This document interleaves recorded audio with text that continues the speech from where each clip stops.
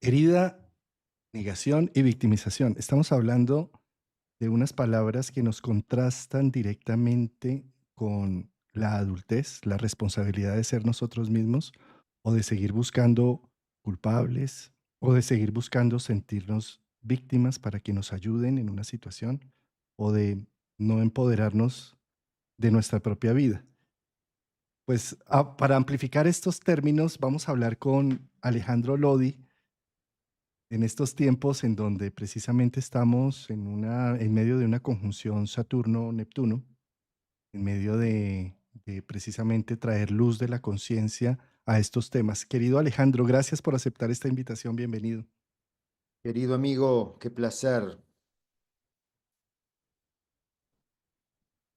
Es mutuo, Alejandro. Bueno, ¿por dónde empezamos? Yo creo que con la definición de pronto de lo que puede representar la herida, Mm, ¿ves? ¿Qué Claro, opinas que sea una herida psicológica, física, emocional? claro. Bueno, lo primero, una herida sugiere algo que produce dolor, ¿no es cierto? Desde lo astrológico, podríamos decir que hay diferentes tipos de heridas, ¿no? Eh, Podemos jugar de Saturno hacia los transpersonales. Hay heridas saturninas, heridas uranianas.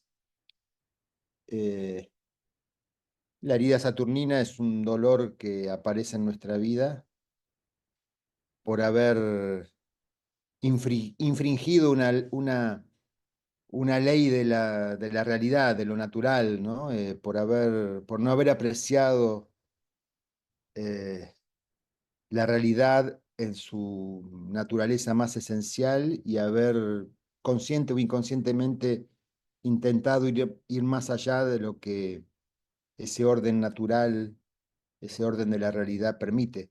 Por supuesto, no hablo de orden social solamente, que también puede provocar heridas ir en contra del orden social, pero esa la podemos cargar de romanticismo. Ahora, las heridas por falta de apreciación adecuada, madura de la realidad, bueno, son heridas saturninas y podríamos decir que esas heridas saturninas contribuyen a madurar como corresponde a Saturno, ¿no? A reconocer un orden de la realidad que está más allá de mis expectativas, ilusiones o sueños personales, ¿no? La herida saturnina podría ser eh, el desencanto, cierta pérdida de inocencia, descubrir que la realidad no tenía ese carácter.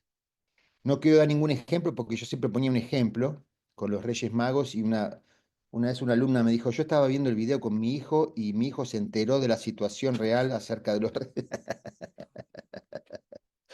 Así que no voy a dar. Bueno, ya repetí el ejemplo ahora, pero no voy a volver a dar ejemplos de esa naturaleza. Pero hay una pérdida de inocencia. La pérdida de inocencia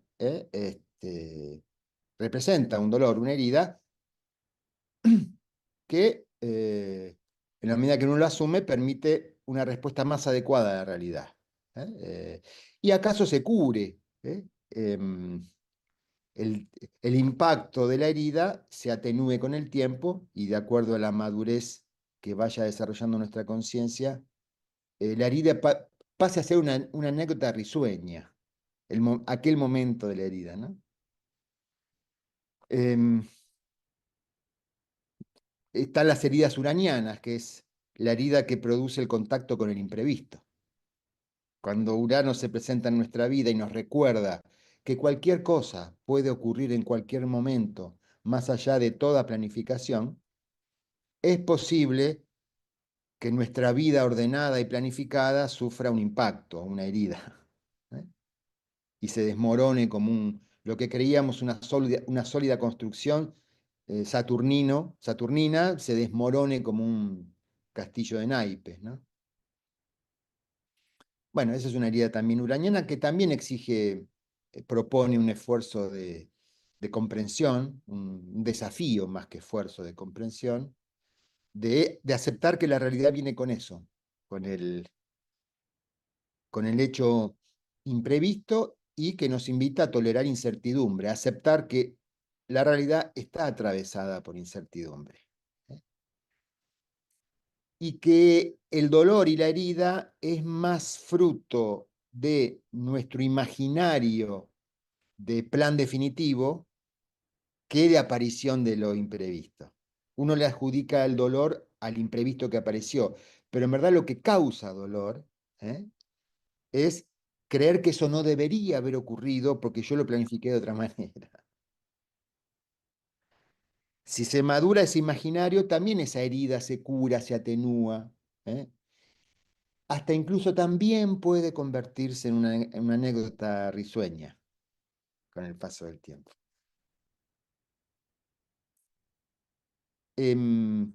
La herida neptuniana, bueno, está bien que hablemos de esto, me estoy yendo por este lado, No, pero no no, no, estaba no, planificado. está perfecto, está perfecto. Tal vez solamente quiero mencionar dos cosas con estas dos heridas, tanto la saturnina como la uraniana. Que Saturno es un planeta visible a ojo desnudo, por lo tanto, está mostrando límites de la conciencia humana, sin necesidad de ciencia, tecnología, arte, religión, mística, sino simplemente lo que hay. Entonces, un poco el dolor y la herida que puede llegar a generar Saturno es toparme con el límite humano que hay, que existe y con la responsabilidad de, al no asumir las normas humanas de esos límites, pues entonces voy a sentirme herido, transgredido. Pero lo que estoy es mirando hasta aquí llega la situación. Ah, Claro, ahora, con el punto siguiente de Urano, pues Urano es un planeta que necesita mínimo binoculares, telescopio, mínimo cálculos matemáticos, mínimos un software o unas tablas para ver a dónde apuntamos el telescopio, porque a simplemente vista no podemos decir ahí está Urano. Entonces ya de por sí está hablando de, de una imaginación que requiero de unas expectativas. Entonces la herida uraniana tiene que ver precisamente con ese mundo inefable de del mundo inteligible de las ideas en donde todo funciona divinamente. Y claro, lo que me pasa es que rompe ese ideal y al romper ese ideal me siento herido, porque y además me siento culpable e insuficiente por no dar la talla de lo que el ideal representaba, ¿no? Entonces esa herida es dolorosa porque es dando la talla del imaginario de lo que yo espero que seas, ¿sí? Entonces, también eso me genera resentimiento con otras personas porque no cumplen unos parámetros, ¿no? claro.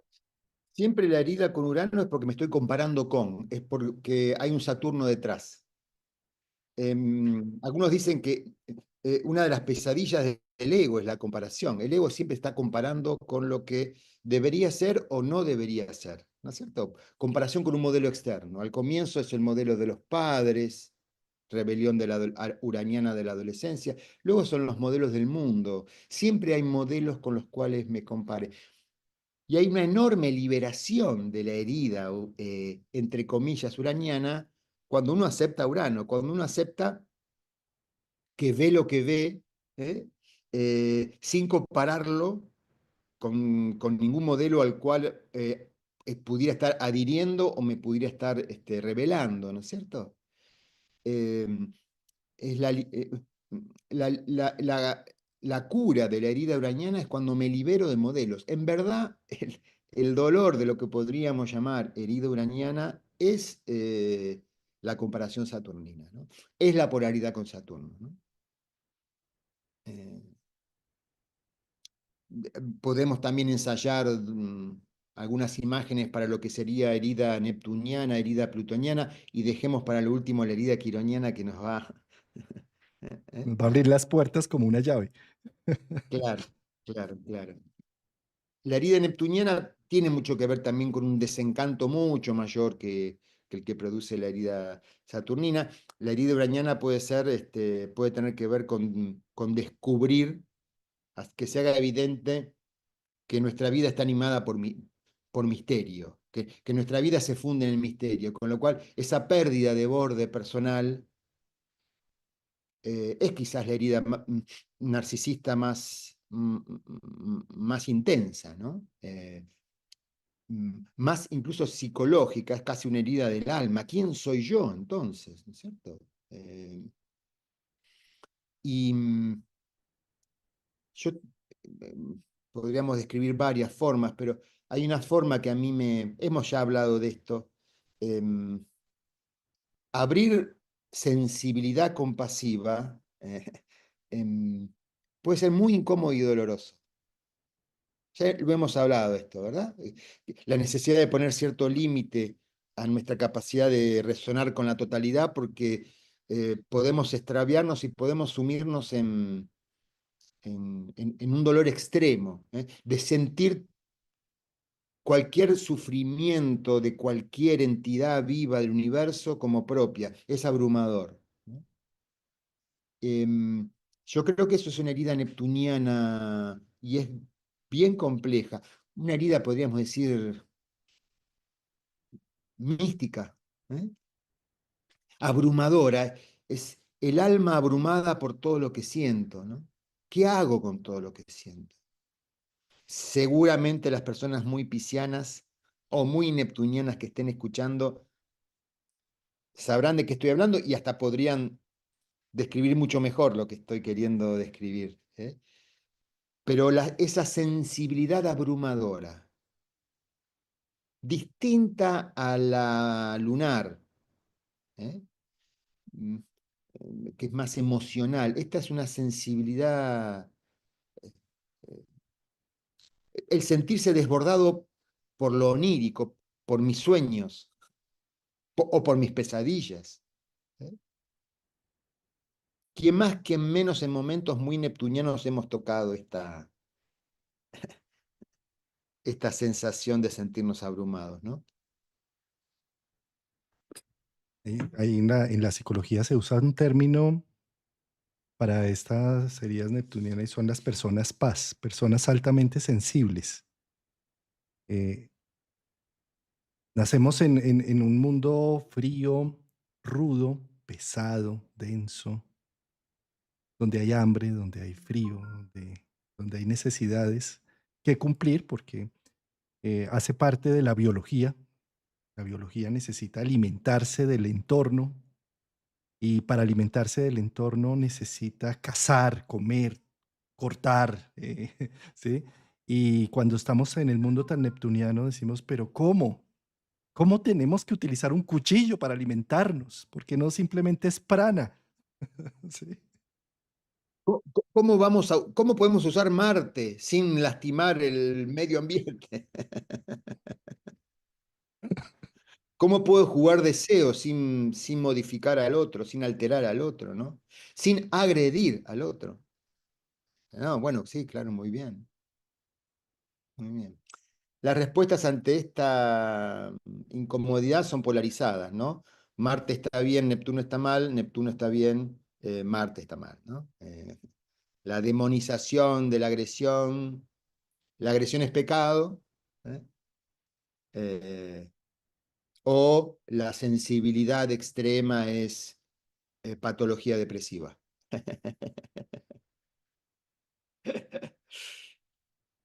O delirio místico, lo que fuera, ¿no? Todo lo relacionado con Marte, ¿no? La libido misma. La libido es pecado, entonces, ujú, para Neptuno. Claro, claro. ¿Cómo podés hacerle entender a la libido que no debe modificar, debe ser respetuoso de los límites del otro y tolerante? La libido arrasa, irrumpe, desborda, y es lo que nos mantiene vivos. Y ya sabemos las pesadillas todavía peores a las que nos enfrentamos si intentamos reprimir a la libido. El comportamiento reactivo de la libido, fruto de la represión, es el más destructivo, el más cruel, ¿eh? Eh, el más abusador, ¿no es cierto? No voy a poner ningún ejemplo para no entrar en conflicto, pero las contrariedades del celibato forzado para creerme una persona religiosa ya las conocemos, ¿no? A las pesadillas que conduce el celibato impuesto, la represión sexual impuesta, porque es demoníaca, el sexo es demoníaco, ya sabemos a qué conduce, ¿no? A las peores perversiones.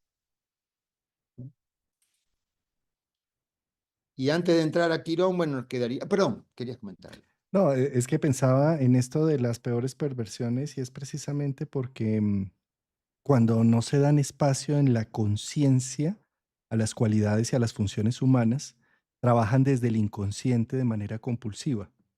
Entonces toman posesión del individuo, eh, cual, cual espíritu maligno que llegó a, a tomar posesión de un cuerpo. ¿Sí? Y terminamos haciendo cosas que después nos arrepentimos. Y es fácil y sencillo entender por qué, porque no he dejado que en mi conciencia humana, que en mi discernimiento, que en mi moral, entren partes, por ejemplo, como la libido, que entre la libido a formar juego, a formar parte de mi estructura, de mi familia, de mis conversaciones.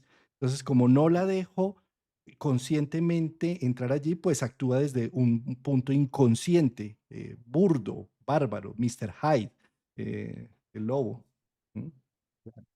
Y es interesante, está muy bien lo que decís, porque cuando ocurre eso decimos, fui tomado por una entidad demoníaca, ¿no es cierto? Y gracias a Freud, honrémoslo, ahora que está por cerrarse el ciclo neptuniano que lo tuvo como protagonista, en realidad irrumpió un contenido inconsciente que fue excesivamente desoído y desatendido. Yo he rescatado últimamente la palabra sublimar, que también, bueno, la desarrolló la teoría psicoanalítica, ¿no? Pero que estaba, nunca me había detenido a reflexionar en qué significa esa palabra. Y sublimar es hacer sublime. ¿Eh? El desafío es cómo sublimar la pulsión sexual o la pulsión agresiva. Cómo hacer sublime eso que podría ser tan destructivo. ¿Eh? Porque hay una potencialidad sublime en esa agresión que me llevaría a matar a alguien o en esa pulsión sexual que me llevaría a violar a alguien.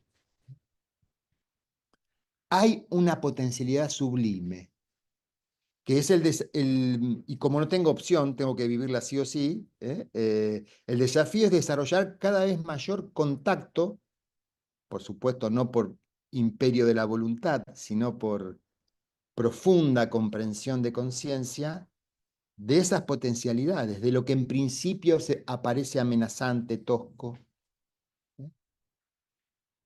Bueno, y ya estábamos hablando de las heridas de Plutón con esto, de la herida plutoniana.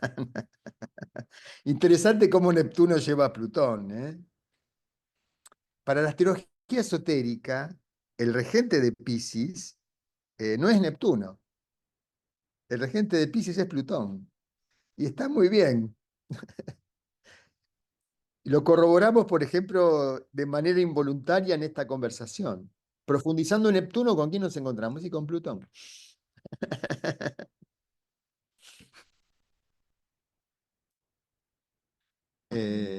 Bueno, podemos considerar ya la idea plutoniana más o menos desarrollada, gracias a Neptuno. Si te parece, podemos abordar la herida quironiana y su polaridad, que quizás sea lo más nutritivo Sí. que está un poco contenido en el título de la convocatoria. Sí. Antes de pasar allá, quisiera mencionar algo de Plutón y es que la herida plutoniana tiene que ver también como con una fecha de vencimiento de las cosas, ¿no? Es decir, una caducidad de algo que ha llegado ya, se ha agotado. Y al Perdón. agotarse, entonces necesita que haya transformación, que haya una crisis, que se genere una crisálida en donde se transforme y haga una metamorfosis el proceso. Entonces, esa herida es muy dolorosa porque es despedirse de, y a Sí. nosotros los seres humanos nos gusta saludar e iniciar, no despedirnos, no Y enduelar. mantenernos, claro, y mantenernos así. Es interesante. Sí, la herida plutoniana está muy bien. Tiene que ver con reconocer que aquello vivo ya ha muerto y hay que despedirse de ello, ¿no? Aceptar la muerte es la herida plutoniana más severa. No la muerte solamente la muerte física, sino la muerte de todo. Todo forma parte de un ciclo vital. Todo lo que está vivo morirá. Mm, Todo lo que está vivo está en una forma que en algún momento se verá desbordada por la pulsión y habrá que desprenderse de ella para regenerar una nueva forma que permita expresar esa misma pulsión vital, ¿no? Y por ejemplo, en los vínculos amorosos, eh, puede tratarse de que un vínculo, una relación amorosa se agote y haya que separarse, pero es más complejo que eso. Aún una misma relación amorosa que permanezca en el tiempo durante décadas, para permanecer de un modo vivo y no frío y muerto, tiene que haberse regenerado muchas veces en esas décadas. Y ese es el misterio del compás, que cada uno de los miembros de la pareja, si fuera una relación de pareja, acompañe con transformaciones personales las transformaciones personales del otro. Y ahí ya aparece como una sinfonía, ¿no es cierto? Como cada uno de los instrumentos ejecuta lo propio y sabe acompañar una composición que excede a ambos, ¿no es cierto? Que es la sinfonía. La transformación puede ser drástica, el fin de la relación, el fin de un trabajo, el fin de una vocación, o una transformación de esa misma orientación vocacional, relación o trabajo, ¿no? Eh, Sí, sabes, Alejandro, que uno de los grandes problemas precisamente en las relaciones de pareja es no querer dejar entrar a Plutón en el sentido de saber que todo lo que inicia tiene un final. Y por lo tanto, entonces se polariza la energía de Plutón queriendo asegurar a la otra persona. Asegurémosla con este papelito llamado matrimonio. Asegurémosla con unos hijos o con una familia, con un anclaje. Asegurémosla con unas posesiones, con una empresa, con algo, porque usted tiene que estar aquí, ¿sí? Entonces, ¿por qué? Por el miedo a que esto se acabe, cuando en realidad lo que más hace vivir el amor es estar en contacto constante con que esto se puede acabar hoy, aquí, ahora. Tú te puedes claro. enamorar de alguien aquí y ahora y te puedes ir, pero no te vas porque yo siento que se puede morir porque todos los días lo hago especial y lo hago único, porque siento que Claro. te puedes ir. Pero si siento que eres seguro y que estás asegurada conmigo, pues no vuelvo a tener ningún detalle especial porque ya estás. ¿Mm? Y fíjate que le da mucha más robustez y contundencia a la relación si nos animamos a sincerar ese perfil. Porque si nos animamos a sincerar que en verdad yo me puedo enamorar de muchas personas, me puedo enamorar de otra persona, ¿eh? Y el motivo por el cual permanezco en el vínculo no es que no me atrae ninguna persona, sino que ante esa evidencia sigo eligiendo esta relación, la relación se robustece. Yo desconfiaría de una pareja que me dice, yo estoy con vos porque no me atrae ninguna otra persona. Pero entonces, en cuanto aparezca alguien que te atraiga, te vas a mandar a mudar. Es mucho más robusto, ¿eh? Que el otro tenga toda la libertad del mundo para ser quien es, más allá de estar con otra persona, para ser quien es,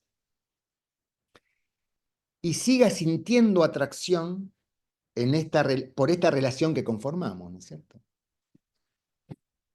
Em, Ese es un desafío, el desafío de sinceramiento plutoniano. Eh, y creo que mucho más eh, costoso incluso que con los vínculos de pareja es con uno mismo, ¿no?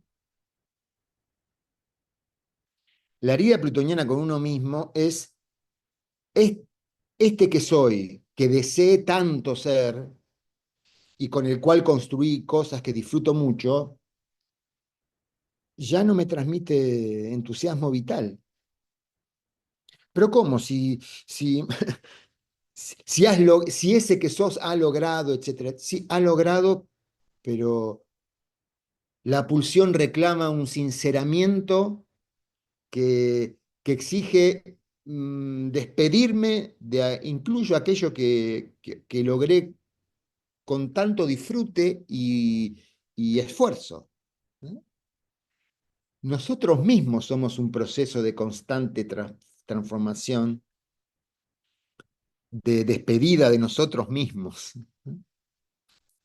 Y eso es doloroso, como siempre. Es doloroso en gran medida porque me comparo con que no debería estar ocurriendo.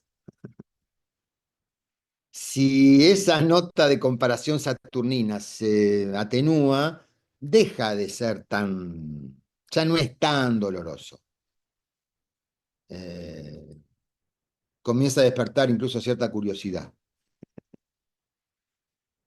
Uno ahora se encuentra que muchas personas que han vivido y llegan, qué sé yo, a edades ancianas, ¿no? Palabra espantosa, anciana, bueno, que no expresan temor a la muerte, sino que había una actriz uruguaya que decía esto: toda mi vida tuve bastante miedo a la muerte, pero ahora que tengo 80, tengo más bien curiosidad.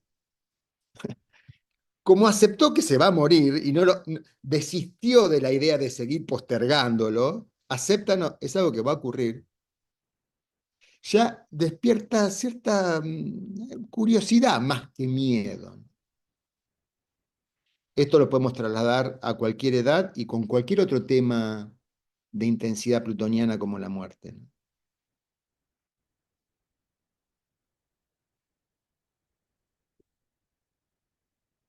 Poderoso. Yo creo que es que uno de los problemas de entrar a hablar de Plutón es que de pronto se ahoga uno ahí porque es tan interesante que va uno profundizando, profundizando y no salimos. Sí.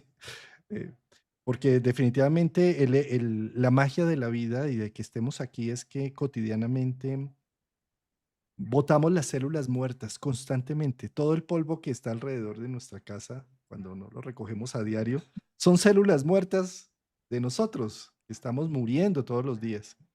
Entonces es inconcebible que no podamos pensar en la vida sin tener presente la muerte, totalmente, ¿sí?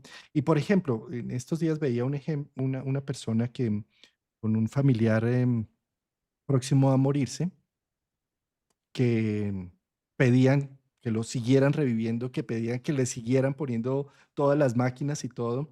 Yo pensaba, pues, ¿para quién, no? Qué egoísmo no soltar a la persona que ya se está yendo, que se quiere ir, porque no puedo vivir sin ti, ¿sí? No.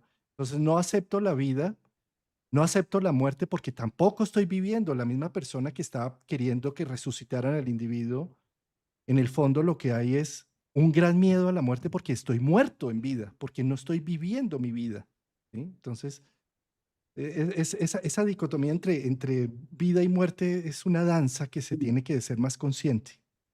Y cuando se acepta esa danza, me estaba acordando en los últimos momentos de vida de Steve Jobs, ¿no? Los momentos de agonía, uno dice agonía y la palabra es tremenda, tétrica, pero el caso de Jobs es una agonía dulce, digamos. Y muchos otros, también estoy recordando a Huxley, que cuando ya sabía que se iba a morir, pidió hacerlo con un LSD, así que tuvo una experiencia psicodélica. Su agonía fue psicodélica, pero recuerdo las últimas frases de Steve Jobs al morir, ¿no? Las últimas palabras de Steve Jobs al morir, que resistió mucho la muerte y lo traumatizó mucho porque no esperaba morir tan joven de un cáncer. Sin embargo, cuando llegó un momento, hubo una cierta aceptación, parecería, dejó de compararse con esa construcción que dice que no me tendría que estar muriendo a los 49 años como se murió él. Creo que se murió a esa edad. Y las famosas últimas frases fue, wow, wow. mientras estaba muriendo, estaba viviendo un viaje aparentemente, por lo que expresa esas palabras, wow, wow, estaba disfrutando de su agonía. Más allá de casos célebres, seguramente tenemos casos más próximos y familiares, ¿eh? Donde, por supuesto, hay despedidas muy traumáticas y donde la persona se resiste, pero cuando aparece el reconocimiento de que la muerte forma parte de la vida y hay una entrega no ligada a sometimiento, sino una aceptación y recepción de ese momento de la vida que es la muerte, eh, puede aparecer algo gozoso, ¿eh? Como disfrutar el trance, no, no estar pendiente de lo que estoy perdiendo, ¿no? Em, ¿Sí? Sí, Como siempre con estas figuras transpersonales, fíjate que el contraste con lo personal es lo que hace que haya un sufrimiento con el proceso, ¿sí? Como bien lo sí, mencionabas con Steve Jobs, ¿cómo es que no debería morirme a los 49 años?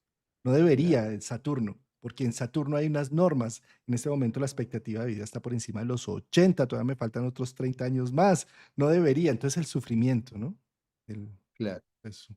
Em, Quiero aclarar el ejemplo de Aldous Huxley. No es que eligió tomar un LSD porque era un hippie, para evadirse del momento, sino sabiendo que estaba atravesando en esa agonía un momento de portal transpersonal único, ¿eh? Lo quiso explorar con la máxima profundidad perceptiva. No fue por evasión, sino fue para estimular el máximo contacto. Como cuando uno participa de un ritual de conciencia, de estímulo, de sensibilidad de la conciencia, expansión de conciencia perceptiva, sea con meditación, con plantas o con lo que fuera, ¿eh? No es para evadirme de la realidad ordinaria, sino para explorar con el mayor contacto consciente posible esa realidad extraordinaria que se va a presentar en mi vida. Estoy agonizando.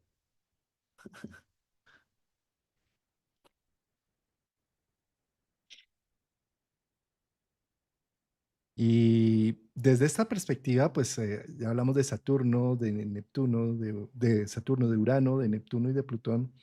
De todas formas, todos ellos están enmarcados, ¿no?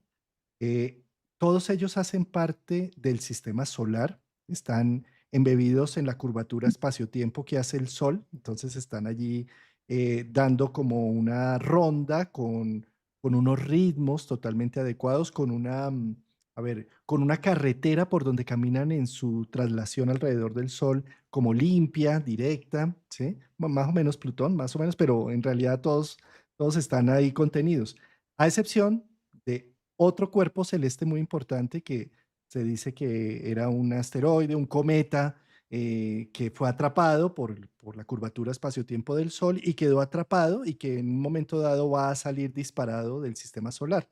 Y esto es nuestro querido amigo Quirón, que precisamente su órbita está entre Saturno y Urano, es decir, no es una órbita limpia, no, su carretera no está despejada, sino que a veces se cruza con la órbita de Saturno, incluso algo de Júpiter, y a veces se cruza con algo de Urano.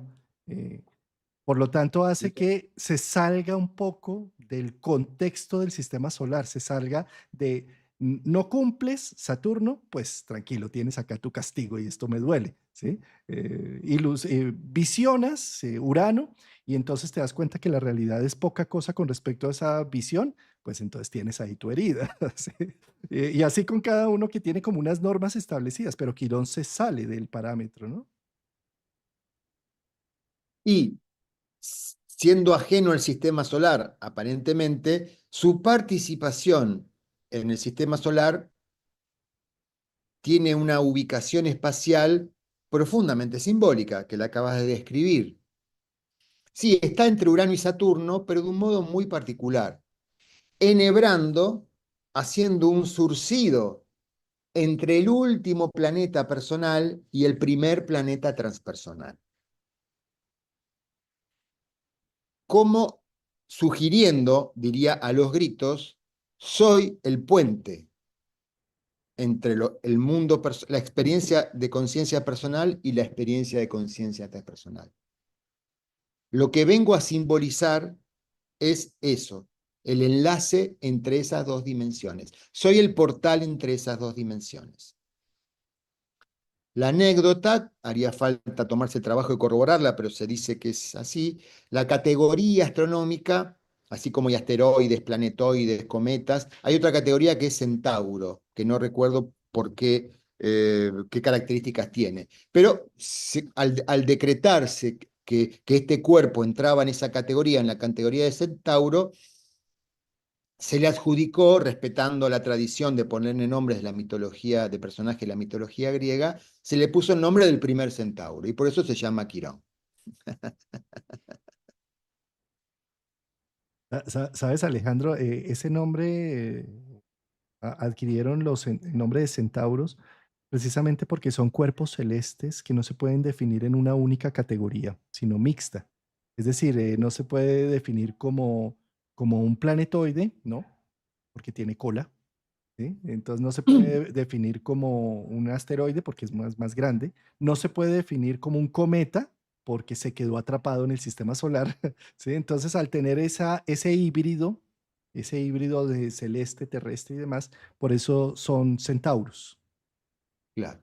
Bueno, y la referencia simbólica de este híbrido existencial es que, bueno, refiere a una herida que no cierra, a una herida, entre comillas, gratuita e injusta. No transgredí ninguna norma, eh, no ha sido fruto de la creatividad del universo, podríamos decir que sí, no ha sido fruto de ningún contacto con lo transpersonal, es algo que se presenta en nuestra vida de un modo absolutamente imprevisible, de allí cierto contacto con Urano, pero que trae una experiencia que nunca había imaginado que podría atravesar y que, aunque responda del modo más maduro, genera un dolor, un trauma que me acompañará toda la vida. Por cierto, no con la misma intensidad en que ese trauma fue generado, esa herida fue generada, pero sí se transforma en una compañía constante. No es algo que quede atrás, no es algo que cicatrice, es algo que acompaña todo el tiempo. Allí algo de la particularidad de lo quironiano, del símbolo de Quirón, y aunque no me proponga descubrir un sentido, no es que tengo que encontrarle sentido a la herida quironiana, es un hecho que, habiendo sido atravesado por ese trauma, mi vida se puso en una dirección, que es distinto a yo le encontré sentido al trauma. Yo le encontré sentido al trauma, lo aproxima a una respuesta más jupiteriana, que se aproxima a lo que yo creo que es una polarización respecto a Quirón. Dado que le encontré sentido al trauma, la herida ya no me duele, que es lo que podríamos decir el mecanismo de negación.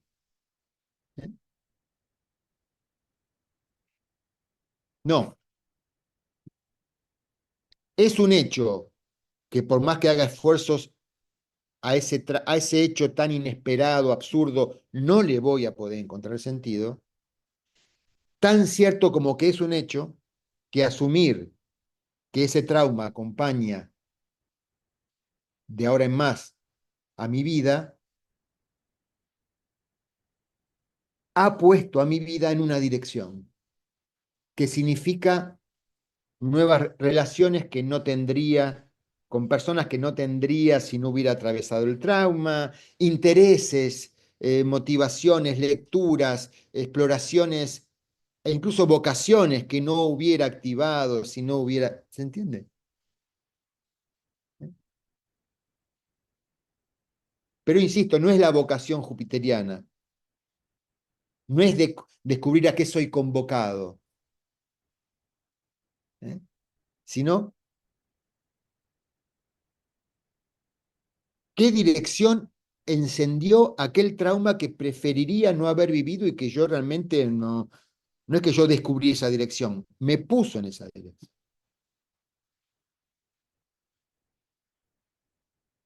Por eso, antes que a veces se dice, bueno, la clave es de esas heridas tan traumáticas es, bueno, ¿para qué? ¿Cuál es el aprendizaje? ¿Para qué tuve que vivir eso? Está bien, pero eso es jupiteriano, no es quironiano. Lo quironiano establece una sutileza, una diferencia muy sutil, que es que antes que para qué, es hacia dónde puso mi vida ese trauma. ¿En qué dirección puso ese trauma a mi vida? No es exactamente lo mismo que para qué.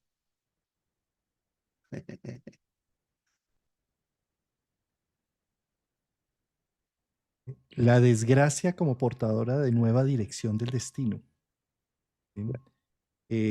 Pensaba un poco en el propio mito de cómo, como él es gestado por Cronos, que es el que se come a sus hijos, y Fílara, que es una bella, em, y cómo de ese embarazo, porque ya son pillados por la esposa Rea de Cronos, entonces él se convierte en caballo y queda ella en embarazo de un mitad hombre, mitad caballo, mitad dios, mitad todo, ¿sí?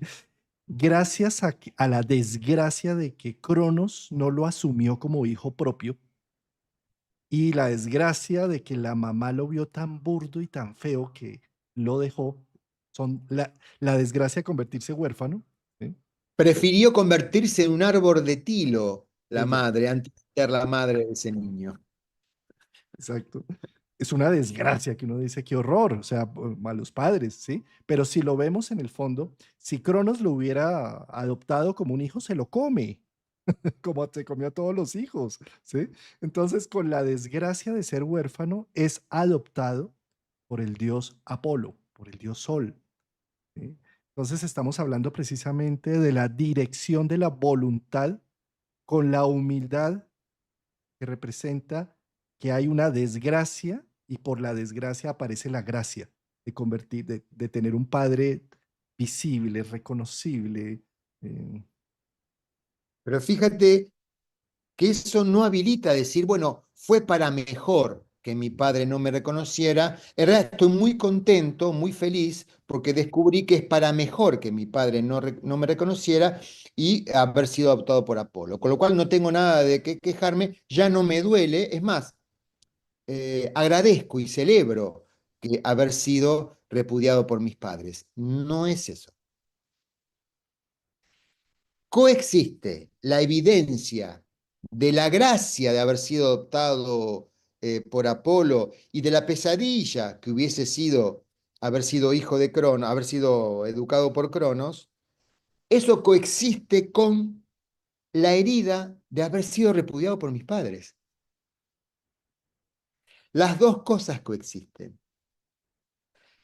El trauma desgraciado y la dicha evidente y celebrada. La gracia evidente y celebrada. Esa paradoja, esa doble naturaleza es Quirón. Con lo cual, no me permite ni lamentarme en exceso, ni celebrarlo en exceso. No me permite ni la victimización, lamentarlo de modo absoluto, ni la negación, que sería celebrarlo de modo absoluto.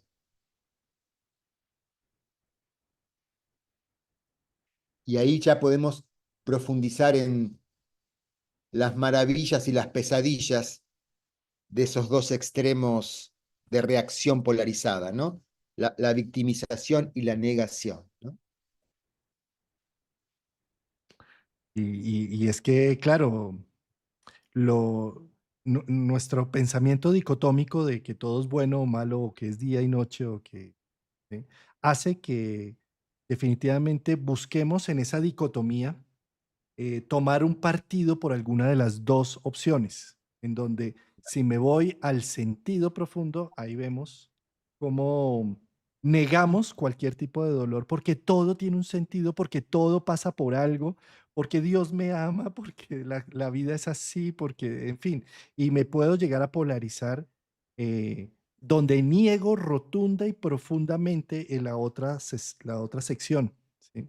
Y de la misma manera puedo también entrar en un proceso de victimización, de crudo dolor total y absurdo, en donde lo único que voy a buscar es la venganza de aquellos verdugos que tuvieron que ver con esa injusticia.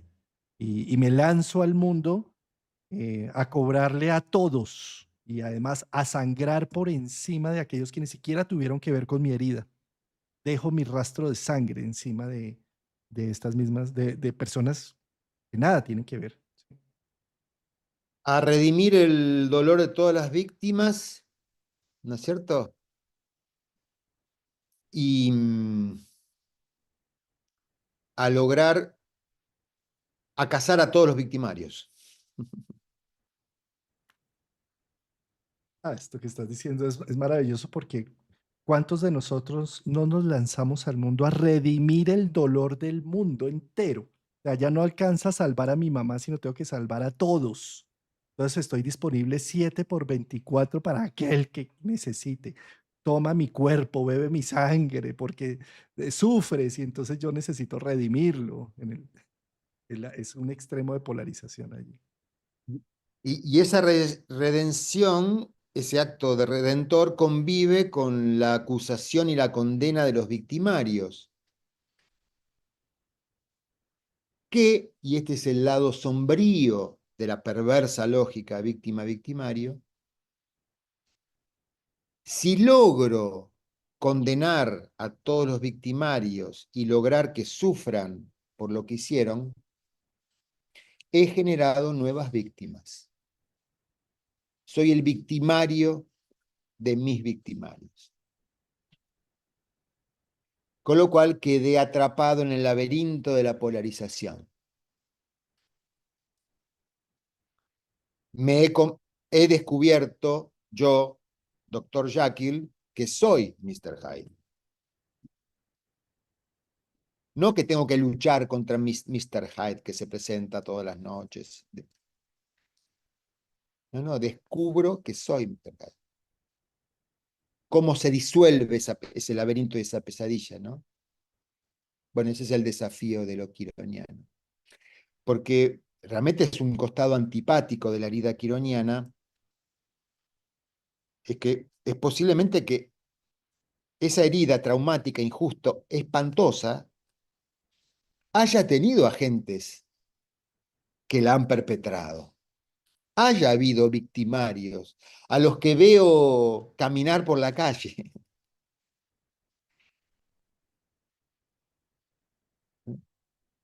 ¿Cómo logro disolver el laberinto de la polarización?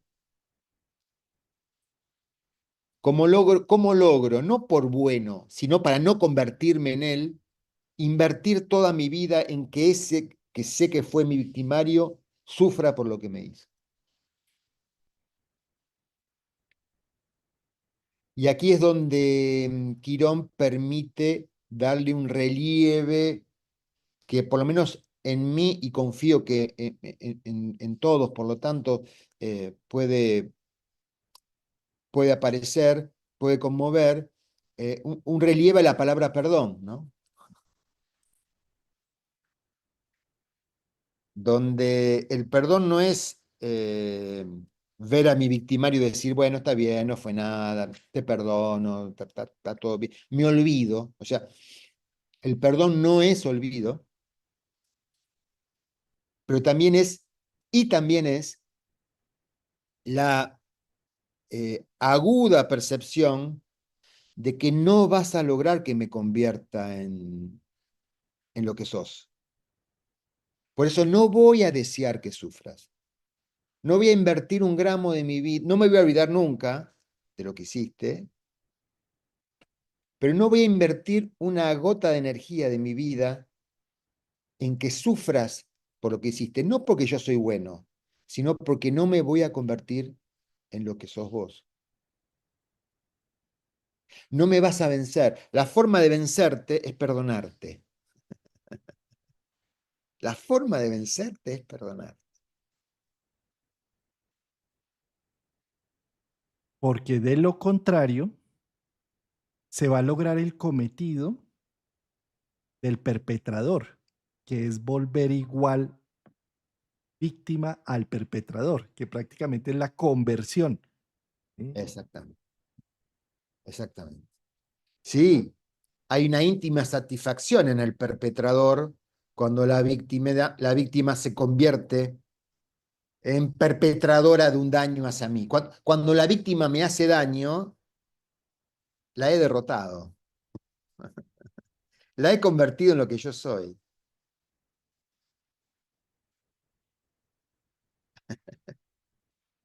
Es impactante, ¿sabes? Eso me eriza también, me pone Y como, sí, porque fíjate que es lo que termina sucediendo en generación tras generación, cuando hay, por ejemplo, abusos de padres hacia hijos y los hijos inconscientemente rehacen ese mismo abuso, bien sea con sus propios hijos o con personas que tienen que ver, que están subordinadas a su mando, bien sean empleados o algo así, vuelve y juega esa misma situación y es como si se perpetuara. Aquello de lo que yo luchaba, criticaba, me dolía, me convertí en ello, terminé claro, convirtiéndome en ello, ¿no? claro. Es la paradoja de la polarización cuando descubre el yin yang. Descubrir el yin yang es descubrirse en el espejo. Es el doctor Jekyll viéndose reflejado en el espejo como Mr. Hyde. Esa es la clave. Es importante aludir a esto con metáforas, ¿viste? Con- porque es algo del orden más sutil del alma. Es algo de las, de las claves místicas del desarrollo de la conciencia. Si nos ponemos a dar definiciones demasiado pretendidamente exactas, vamos a extraviarnos. Hay que usar el modo de descripción y de comunicación propio de la percepción mística, que es metáforas, imágenes, ¿no? Esto me parece fundamental.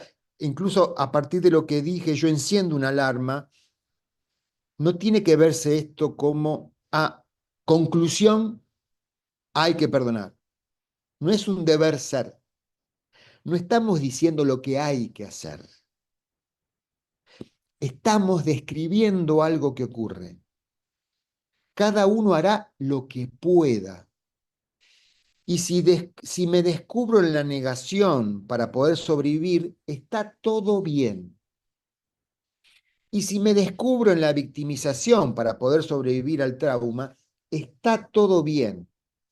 Solo estamos aportando una descripción que, en caso de que ya sea en la negación o en la victimización, descubra que comienza a aparecer dolor en mi vida, si comienzo a percibir que en la negación hay algo de incomodidad, sufrimiento y dolor, y en la victimización hay algo de incomodidad, sufrimiento y dolor, poder tomar contacto con esto que estamos describiendo. No estamos diciendo lo que hay que hacer. No estamos dando tips para poder elaborar. Vamos a dar 5 tips para poder superar. No, no, no, no, no tenemos la menor idea de cómo hacer con esto. Nos conformamos con describir del modo más delicado y resonante posible esto tan sutil. Esto me parece fundamental, Juan Carlos. Mira, yo creo que es el centro de la charla porque date cuenta cómo estamos acostumbrados a decir, tengo que perdonar, porque tengo que ser una buena persona, porque tengo que tener un crecimiento y un desarrollo sano, y porque tengo que volverme un pilar social y un líder comunitario, ¿sí? Entonces, date cuenta en esas palabras de tengo, existe una subordinación. Entonces, tengo, o sea, que alguien te está mandando, o sea, que ahora son estos dos patriarcas que te están diciendo desde lo que debes hacer, que tienes que perdonar y no que te tienes que victimizar ni te tienes que vengar. Sí. Es Claro, decir, lo que necesitamos dar es el paso a elijo. Cuando yo me doy cuenta de las situaciones, empiezo a tomar una elección porque sé el precio que tienen mis elecciones. Cuando yo simplemente digo tengo, entonces le estoy haciendo a Lodi caso o le estoy haciendo a Gómez caso y desde esa forma me libero de la responsabilidad porque son ellos los que están cargando con la responsabilidad cuando están dando una orden de qué es lo que se debe hacer con esos 5 tips para salir del dolor, ¿sí? Entonces ellos cargarán con la culpa si esto no sale bien. Cuando yo en cambio elijo, tomo acción y responsabilidad del precio a pagar por mi elección. Yo cuando elijo victimizarme, pago un precio, que es pierdo la voluntad individual y le doy mi voluntad al otro. Cuando esa- elijo vengarme, pago un precio que tiene que ver precisamente con las consecuencias de la venganza. Y cuando elijo perdonar, también pago otro precio. ¿Cuál es el mejor precio? Lo decide cada uno. claro. Y es probable que la primera reacción no sea voluntaria, no sea electiva, que yo haya encarnado la victimización o la negación sin darme cuenta, sin haberlo elegido. En algún momento me voy a dar cuenta que pasó eso, que he sido tomado por la reacción de la victimización o tomado por la reacción de la negación a favor de la supervivencia. El inconsciente sabe generar reacciones que permitan sobrevivir, pero en algún momento la reacción se aquieta y aparece la evaluación consciente. Y ahí sí ya aparece cierta dimensión electiva. Cuando yo descubro las consecuencias en mí o en otros de la victimización o de la negación, tengo posibilidad de suspender esa reacción. La reacción a favor de la supervivencia caducó y estoy en condiciones de dar una respuesta a aquel episodio traumático que en un principio tuve que responder desde el mecanismo de la supervivencia. Ya caducó el mecanismo de la supervivencia, puedo pasar a otro nivel del juego, a otra dimensión de la experiencia de aquello que me ocurrió. Y ahí ya aparece, sí, cierto discernimiento y por lo tanto cierta elección y cierto desafío, porque puedo descubrir que en la victimización estoy generando sufrimiento a otros y a mí, pero a partir de esa posición victimizada yo he desarrollado un lugar en el mundo, una imagen personal, un mundo de relaciones. ¿Y cómo desalojo ahora esto? O desde la negación, desarrollé una imagen de mí mismo, un lugar en el mundo, un mundo de... ¿Y cómo desalojo ahora esto? Bueno, ahora es muy importante, siendo personas que investigamos astrología,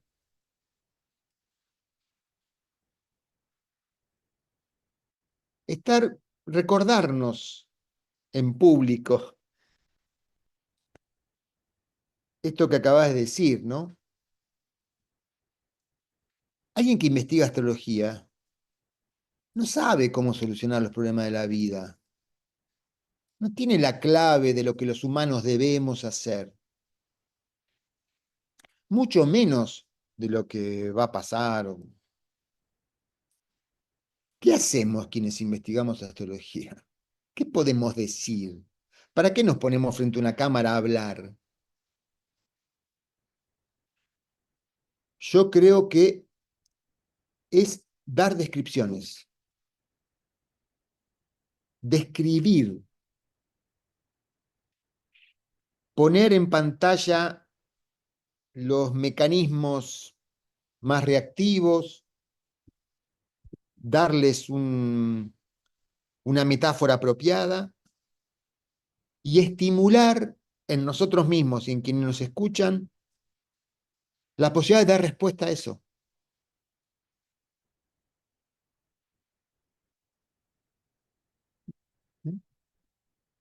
Yo estoy, yo me estoy planteando en lo personal mucho cuál es mi sensible responsabilidad como alguien que investiga astrología. ¿Por qué me planto? ¿Por qué acepto con Juan Carlos una charla o participar de tal o cual reunión o congreso, lo que fuera? ¿Para qué? Para decirle a los demás lo que tienen que hacer. Porque yo lo sé y ustedes no. La astrología me habilita a eso.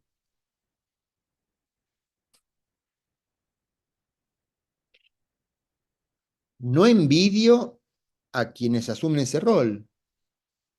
Pavada de sombra.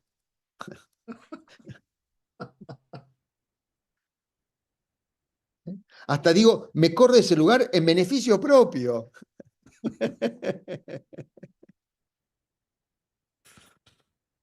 No tenemos la menor idea de lo que tienen que hacer las personas. Y mucho menos frente al dolor quironiano.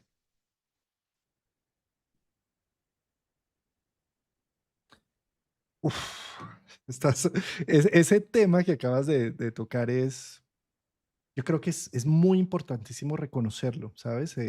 Porque nosotros como estudiosos del proceso solamente somos observadores y traductores desde nuestra perspectiva de lo que estamos observando. En ningún momento estamos dando una pauta o un consejo. Líbrame de dar pautas y consejos porque de ahí lo único que estoy haciendo es personas dependientes a que escuchen qué van a hacer entonces con esta luna, con este eclipse, con estas cosas, ¿sí? Cuando en realidad lo que buscamos es poner en evidencia la perspectiva que estamos observando del cielo. ¿Para qué? Para empoderar a cada individuo que tome sus elecciones con el precio que estén disponibles a pagar por cada elección que toman. De lo contrario, vamos a seguir en un sistema patriarcal en donde cambiamos al cura con su misa y su homilía por el astrólogo que va a dar entonces, en lugar de decir Juan 1:15, va a decir Saturno cuadratura luna. ¿Sí? Entonces, Juan Carlos, el astrólogo como sumo sacerdote es un nivel de Júpiter, no es Neptuno. Es un Neptuno rebajado a un nivel de Júpiter y el menos recomendable de los niveles de Júpiter. El sumo sacerdote y el astrólogo como sumo sacerdote es una conciencia humana que cree saber lo que quiere Dios, o lo que quiere el sistema solar, o lo que quiere el eclipse. Yo le voy a decir a usted lo que quiere el universo. Y bajo forma de mandamiento. ¿Qué quiere decir esto? No es solamente que le informo lo que quiere el universo, sino que es un instructivo de lo que debe hacer. Yo le voy a informar lo que el universo le dice a usted que debe hacer. Y si no lo hace, sufrirá las consecuencias de haber transgredido un mandamiento. Del Bueno, cual, quienes investigamos astrología, ¿nos podemos liberar de semejante traje? Dios mío, además del cual yo soy el traductor de esa gran verdad. Entonces yo como astrólogo estoy siendo la voz de Dios. ¡Qué peligro, Dios mío! ¿Sí? Y más aún, Juan Carlos, no escuchen a aquel otro o aquella otra astróloga o astrólogo que dice que el universo le dijo eso, porque está confundido. Esa astróloga, astrólogo, no responde al Dios verdadero, al universo verdadero. El universo verdadero me habló a mí. Yo tengo capacidad de leer al universo verdadero. No, perdón, no de leer. Yo tengo capacidad de escuchar lo que el universo verdadero pretende de nosotros. Por Dios, qué peligro. Eso es un riesgo, mira, y eso es un riesgo que cuando está en el inconsciente es compulsivo y terminamos inconscientemente ejecutándolo, ¿sí?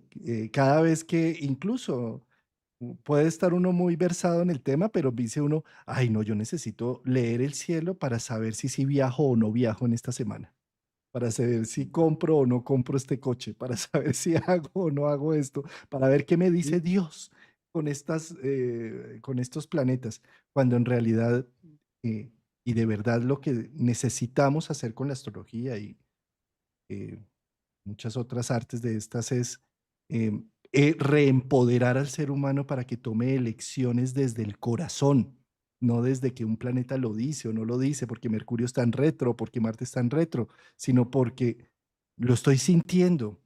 El reempoderamiento de la elección y de saber que toda elección tiene unas consecuencias es algo que me contacta con la libertad del ser humano, la libertad Claro, de elegir. exactamente.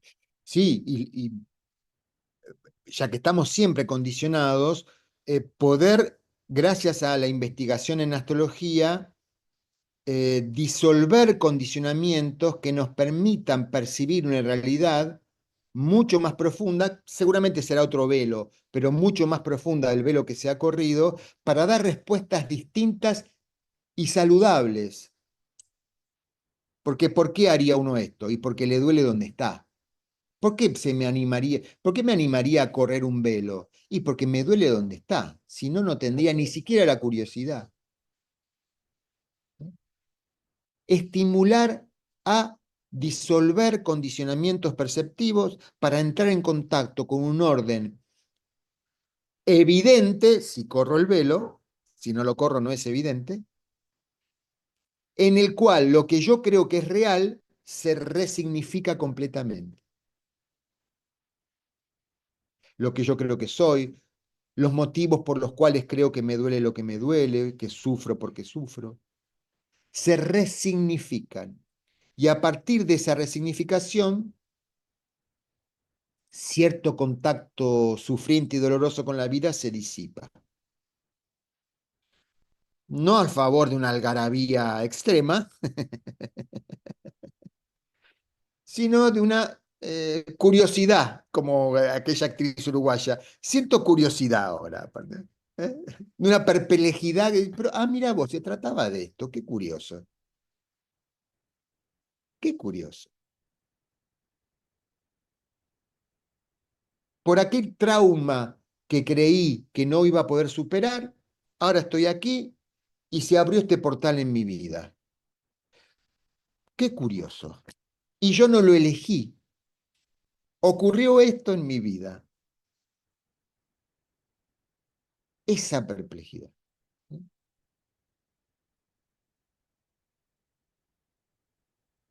Con otro factor fundamental en esto que estás diciendo, en esa perplejidad, pudiendo llegar a sostener sin la tentación de polarizarme en uno de los dos extremos, pudiendo llegar a sostener que el sufrimiento y el dolor de esta injusticia me abrió estas posibilidades y estas nuevas rutas. Totalmente. Y no olvido el origen que me ha llevado a esto, pero tampoco la gracia y el gusto que me ha traído la nueva ruta. O sea, es poder sostener ese yin yang. Semejante cosa. Sostener semejante cosa como la que has descrito.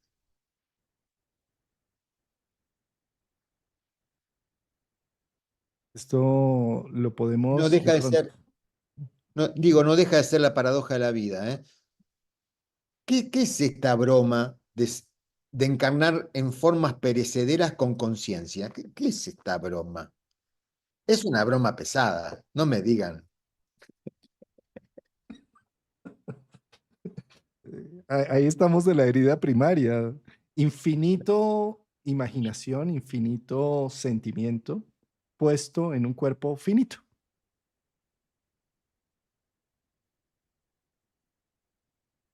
¿Cómo me permiten percibir lo que está más allá de lo que puedo entender? ¿Qué broma pesada es esta?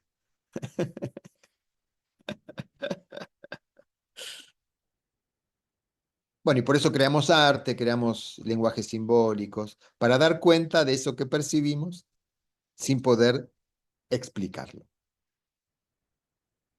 Y ahí volvemos a la palabra que decías que estás incluyendo, que estás viendo muy de frente, que es la sublimación, ¿no?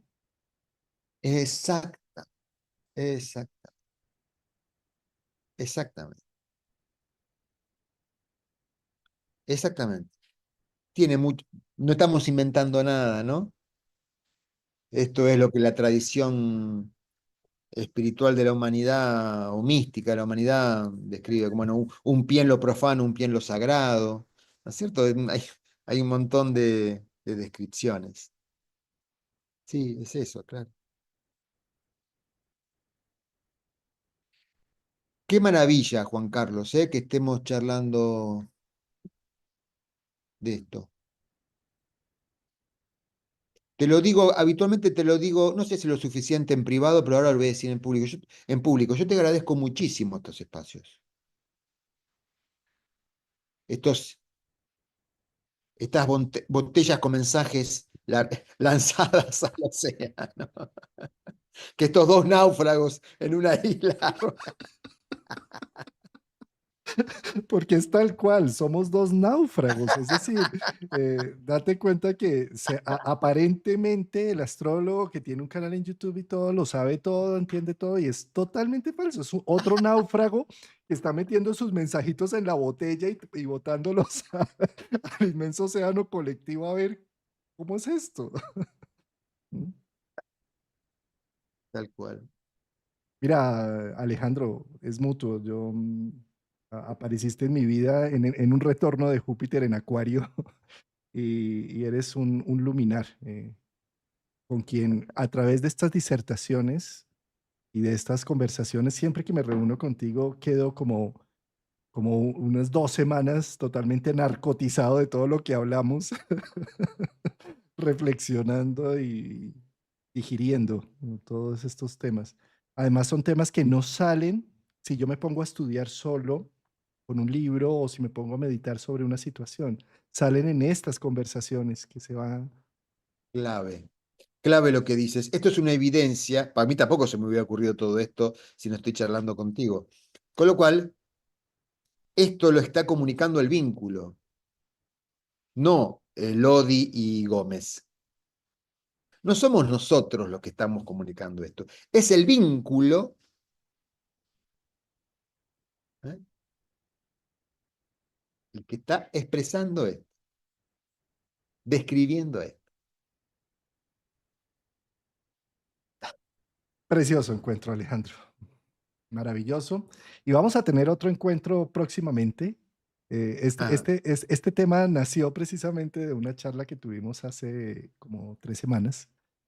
Y ahí también nació otro tema que es bastante interesante sobre la inteligencia artificial, que seguramente. vale.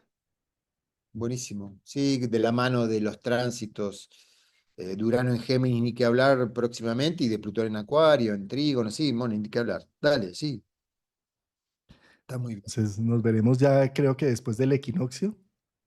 Sí, de- Nos vemos en unas semanas nuevamente por estos espacios. Muchas gracias, querido Alejandro. Qué bueno, qué buena conversación.